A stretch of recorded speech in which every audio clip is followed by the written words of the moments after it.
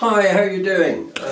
We haven't had a chat for a while, but in the interim period I went up to Harrogate in the middle of last month to the Lib Dem conference, the spring conference held at Harrogate, and there were a number of very key issues discussed. One of the ones I thought you may be interested in sharing was a debate on animal welfare in the food system, and this was actually sort of blended across to farming and what support current farmers have under the still unresolved way of what's going to happen with the farming community and our government going forward. But it was led off, or the mover of the policy motion was Tim Farron, who had a stonking 62.7% of the vote in the general election. A very hard-working MP, one of our now 72, and leads from the front and goes for it. But I thought you may like to see the quality of the debate, the level of passion, and I think this particular motion and the debate it entails is a very good illustration of that. So hopefully, I think young Bernard will tack it on the end of this, and you can see how well that particular debate went. Thank you. See you again soon. Partly down to the extension of the franchise to certain Whalley residents. But animals don't get to decide how humane we are. That's for us to choose.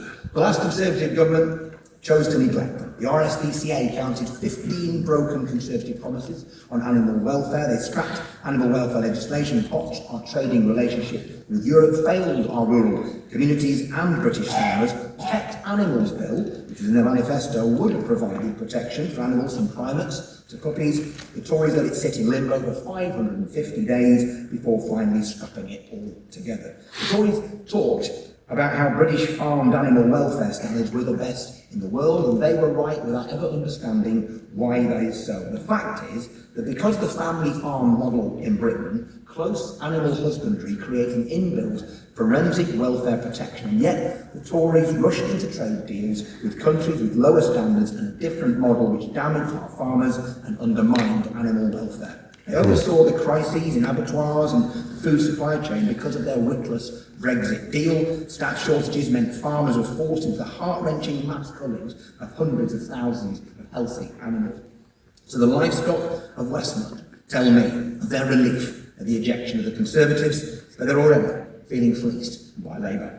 The new government has no animal welfare strategy, not at all. Their manifesto promised to improve animal welfare, yet in October they began by legalising the practice of carrying live chickens by their legs, a small but distressing example of how Labour's approach to animal welfare in practice is far, far away from their rhetoric in opposition, and their depressingly timid approach to Europe continues to waste the potential of advancing animal welfare working with our nearest and biggest trading partners. Only last week, the government closed down applications for the sustainable farming incentive, a catastrophic choice that locks out Britain's poorest farmers in Britain's prettiest places.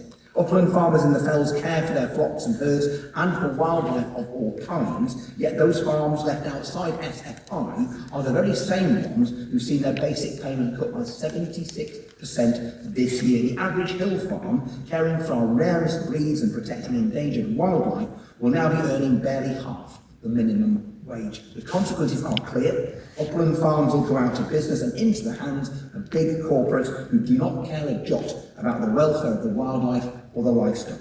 Liberal Democrats are determined to be a different kind of creature. We can point to the things we've already got done in coalition government, like saving the National Wildlife Crime Unit and ending the practice of housing chickens in battery cages. And we can also point to the things that we are determined to do. And this motion is our chance to update and improve our animal welfare policy. We will introduce a comprehensive new animal health and welfare bill to provide an all-encompassing national strategy to secure Britain's place as a world leader on animal welfare. The motion would protect animal welfare on the farm. 75% of Britain's land is agricultural and home not just to livestock but teeming with every variety of wildlife. With our fully cost of £1 billion extra investment into the environmental land management schemes, we would reward high standards of animal welfare. We must be practical about how we enhance welfare, which is why I urge you to support Amendment 2. It calls for peer-to-peer support to share knowledge about animal welfare and good husbandry, not detached advice from Whitehall officials, but the kind of wisdom only gained from years of developing best practice on the land.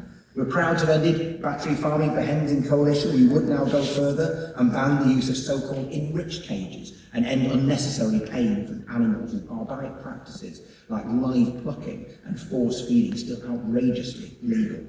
The wider public sector must also play their part, which is why I also strongly support Amendment 1. At least 50% of food supplied to the public sector should be produced by British farmers and meet higher animal welfare and environmental standards. By doing this, we stand in solidarity with our farmers and we give a tangible boost to animal welfare. We'd increase consumer power to buy ethically by building on the success of the egg labelling scheme to give consumers the information they need to choose products with the best welfare standards. But we will never make true progress on tackling cruelty to animals while our government maintains its insipid approach to Europe. Outside the EU, we are bound by red tape and access to key workers like vets dangerously limited.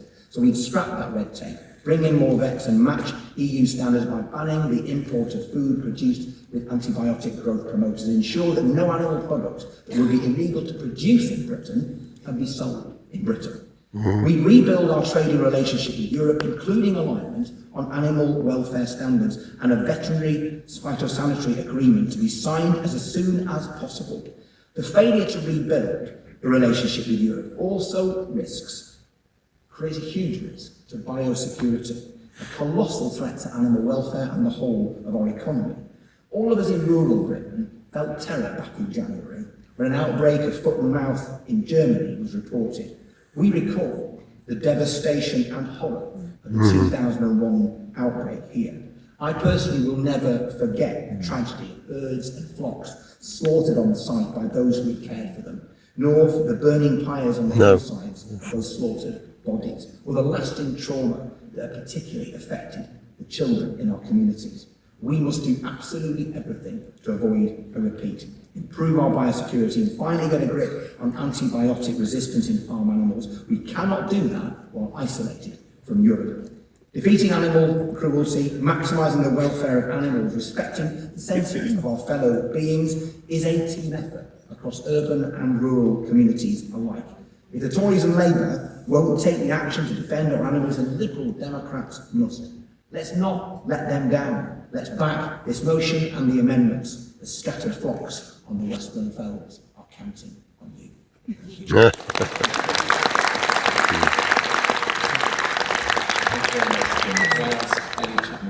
It's no surprise to you that farmers are facing an exceptionally challenging circumstances.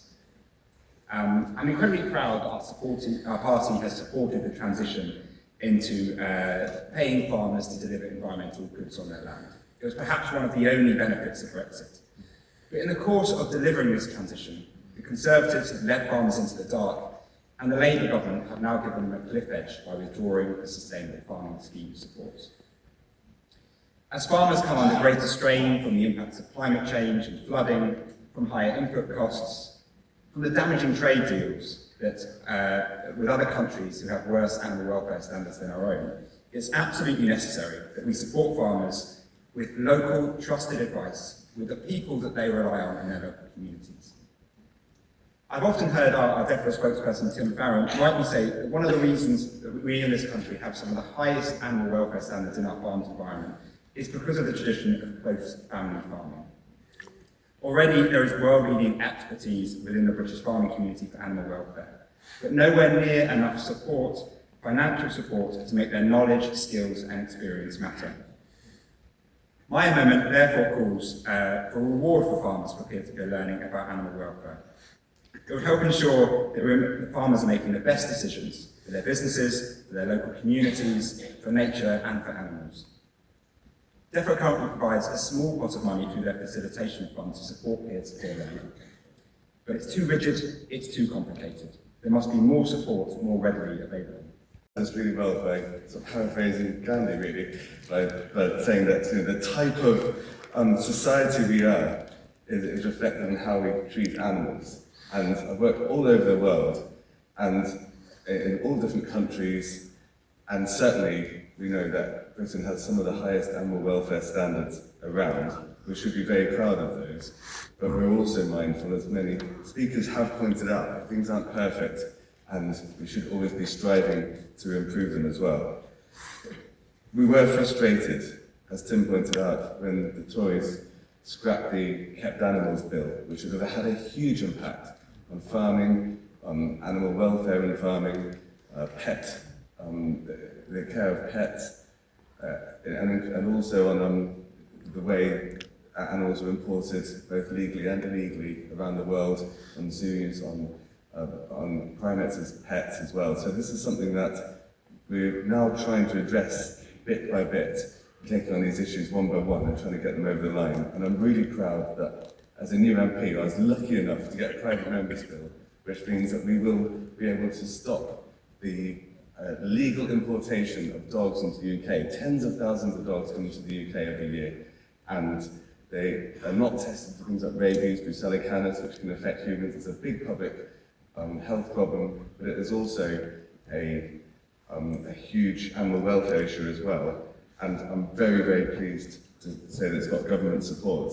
And so this will be one of the biggest pieces of legislation to affect pet welfare in the UK for many years. Hooray! Ollie Brenda, put out 50% of the food supplied to the public sector should be sourced from British farmers and at higher animal welfare standards. That I completely support that. And Elliot Chapman-Jones was very eloquent about the support we need for farmers to improve animal welfare, but also his focus on apprenticeships and training in farming, hugely important. This is a really exciting industry, it's a high-tech industry, and we need to ensure that our agricultural colleges and other training courses are available to ensure that young people see that as an exciting business to go into. And as someone who grew up on a sheep farm, I'd like to just comment there's more sheep breeds than there are Liberal Democrat MPs, which is very true. My dad always used to say, sheep bring out the beast in a man, and if anyone's ever worked with sheep, you'll understand what we mean by that. There's a very good point made by Dr. Cllr, Matt J. McLaren and Sonia Brent. They touched on the impact of food production on climate change. That is hugely, hugely important. And we know that firstly we can't tackle climate change without engaging farmers and supporting farmers and ensuring that we are maintaining and improving environmental standards along with animal welfare standards as well. And their discussion on sort of intensive farming touched on the fact that it's not just physical needs of an animal that need to be met, but they also do have sort of emotional and behavioural needs. And if an animal doesn't have the freedom to express its natural behaviour, it is also suffering, and that has to be at the core of our farming standards as well. But one of the biggest challenges we face as a society is how do we feed 8 billion people worldwide sustainably? And that is going to involve technology and also changing environmental farming practices throughout the whole world to make it sustainable. Oscar Kendall, your first speech at conference, that was very impressive, very eloquent. Yeah. Brilliant, and very good. Very good point about small abattoirs, very, very important. We always say that animals should be moved as the least amount of distance as possible, on the hook rather than on the hoof, so they do not have to experience long travels.